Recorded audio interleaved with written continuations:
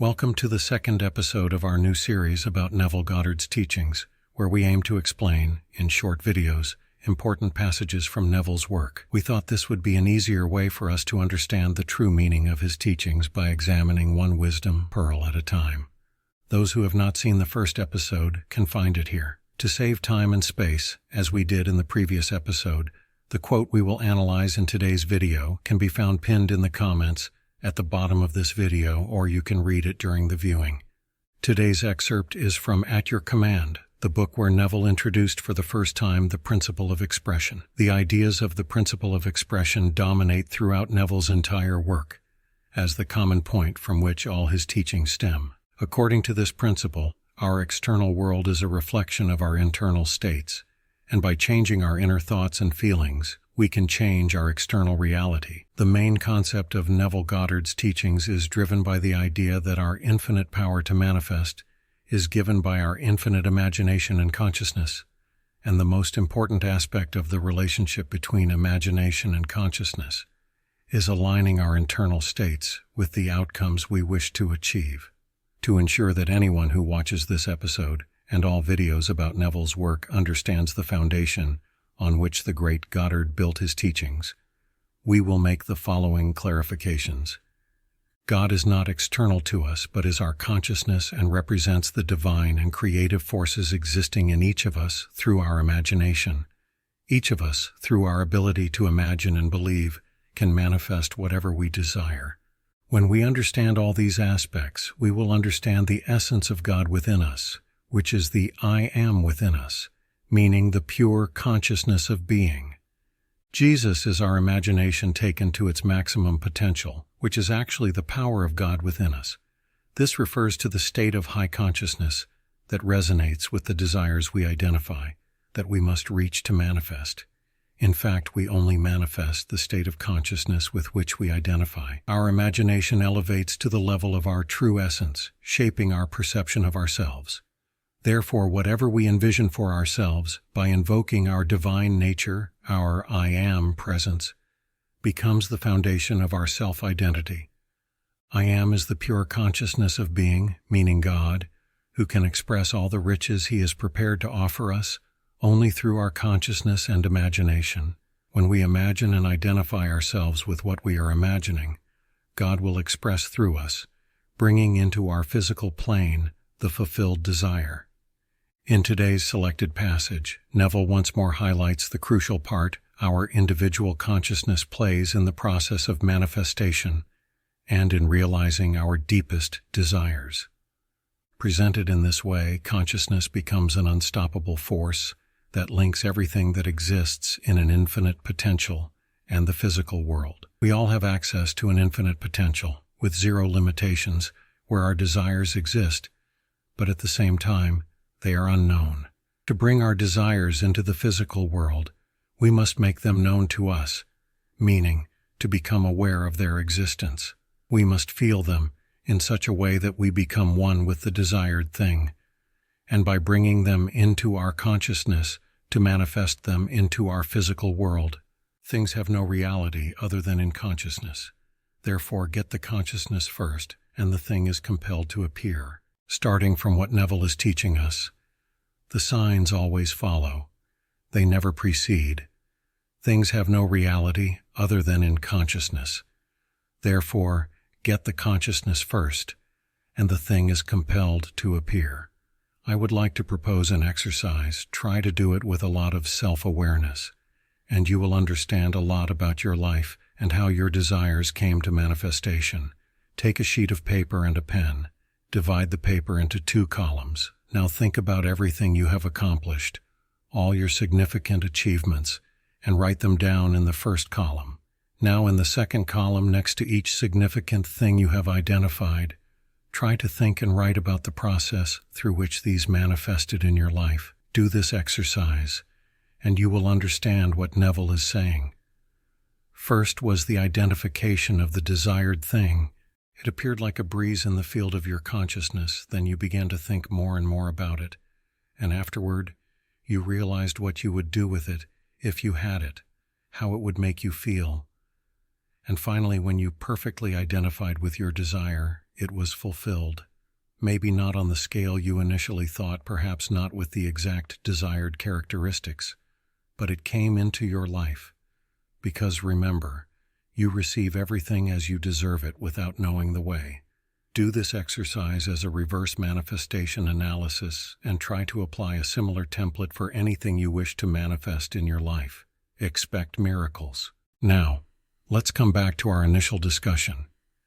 This infinite potential is actually our subconscious mind, and ideas are transferred to our consciousness through our emotions. An idea cannot be expressed in the physical world without being experienced emotionally. Therefore, the way we manage our emotions becomes very important, as they can manifest at any time, regardless of whether they are positive or negative. We should be aware of our emotions and manage them, and I do not mean that we should suppress them, but be very careful of what we are decreeing in our mind, focusing on positive emotions. In unpleasant situations, we can reframe our thoughts and think positively about a negative situation. For example, we can say, "I'm facing some challenges now, but with practice and patience I can improve," instead of the direct "and so negative, I'll never be good at this." When Neville says, "Get first the consciousness of the things that you are seeking and leave the things alone," this is what is meant by, "Ye shall decree a thing, and it shall come to pass." He is referring to this awareness, to this recognition of the things we desire, bringing them down from the plane of unlimited potential into the plane of consciousness, that is, to decree them. All things that exist and will exist come from this unlimited potential, where all exist, but at the same time it's unknown. So it's like it exists, but it's unknown. When we manage to connect this unstoppable force of consciousness to the infinite source, our desires will come into being. Each of us is at a certain level of consciousness, and as Neville said, consciousness is the way or door through which things appear. So our desires, our personal miracles, come from a place that has no limitations. It is the source of all our desires. Imagine that your desires are your personal miracles that will be revealed to you when your faith in the fact that they will be fulfilled will be unshakable, regardless of the external circumstances contrary to these desires. This is how we can also look at Mary. The birth of Jesus was her personal miracle that came into being when unshakable faith and total identification with her desire brought the manifestation of her desire into the real world. But what does Mary's example mean for us, or how do we identify with her story? As Neville Goddard is always teaching, the Bible and the characters present there are states of our consciousness. So, in the case of Mary, it isn't about identifying her with a historical or religious figure in the traditional sense, but is about recognizing Mary as a symbol for a universal principle within each of us, the capacity of our consciousness to conceive and give birth to our desires. Mary is the symbol of pure potential. She represents the aspect of our consciousness that remains pure, open, and receptive, untouched by our failures, doubts, and the external world's limitations. Mary symbolizes the receptive aspect of our consciousness, or the awareness of being. This is the aspect of our awareness that is capable of conceiving and giving birth to our desires and aspirations. Mary's virginity represents purity and the potential for creation without the involvement of external conditions or influences, emphasizing that creation or manifestation comes from within the consciousness. Identifying ourselves with Mary means acknowledging that, within our consciousness, there's a part of us that can conceive anything through faith and imagination, regardless of our current circumstances or past experiences. Furthermore, if God is the Father and Jesus the Son, Mary is the direct connection between these two states of consciousness, the fertile ground, that allows the manifestation of desires. The virgin birth shows us that our desires can be conceived and realized through the immaculate state of our consciousness, without the need for external validation or evidence. To relate to Mary is to understand that our desires can manifest from a place of purity and faith, not requiring the intervention of external factors. Just as Mary nurtured Jesus until he was born, identifying ourselves with Mary means nurturing our desires within our consciousness, It means holding our desires in a state of loving acceptance and faith, letting them grow and manifest in their own time. This process requires patience, trust, and a deep connection with the creative power of our awareness. As always, in every pearl of wisdom left by Goddard, we can distill a manifestation process. So, specific to this video, based on the excerpt we have analyzed today, we can easily understand what steps we must follow to manifest our desires in the real territory. To start the manifestation process, we must identify our desires. To be sure about what we want to manifest. This step is the most important because our desire acts as a seed that we are going to plant in the fertile ground of our consciousness. It's important to be specific about what we want to manifest, as clarity is the vector toward realization. At the same time, we have to be one with our desire, embracing it so fully that it feels as real and assured as any physical reality. This internal conception precedes and dictates the external manifestation. The advice to go tell no man highlights the importance of keeping our focus and faith internalized, free from the doubts that might arise from sharing it with others. This secrecy maintains the purity and integrity of the desire within consciousness. Always, the manifestation process will germinate when we are able to fully adopt the pure state of I am, the awareness of being that is beyond our personal identity and ego. This involves shifting our focus from the external to the internal, recognizing ourselves as a creative force capable of manifesting desires. The I am state is about identifying with the essence of our being, which is limitless and connected to all that is. Just as Mary conceived through her unwavering faith and purity of consciousness, we must conceive our desires within our consciousness without expectations from external conditions or evidence. So secrecy is the first law that must be respected for the fulfillment of our desires. The second law is to expand our self-consciousness until the identification with the desired object becomes natural, to truly become one with the image of our desires in our consciousness. This represents the moment of manifestation, all in the present time.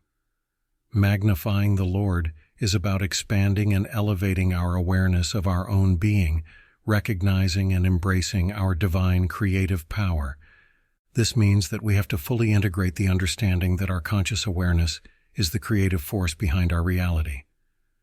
Revaluing our conception of the self to align with this divine aspect, we embody the desired state, thereby giving birth to it in our external world.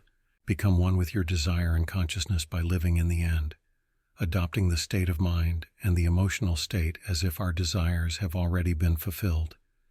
It's about feeling the joy, gratitude, and fulfillment associated with our desires' realization now before any physical evidence has appeared. Finally, release our attachment to the outcome and allow the manifestation process to unfold naturally, trusting the process, knowing that our desires are about to become true.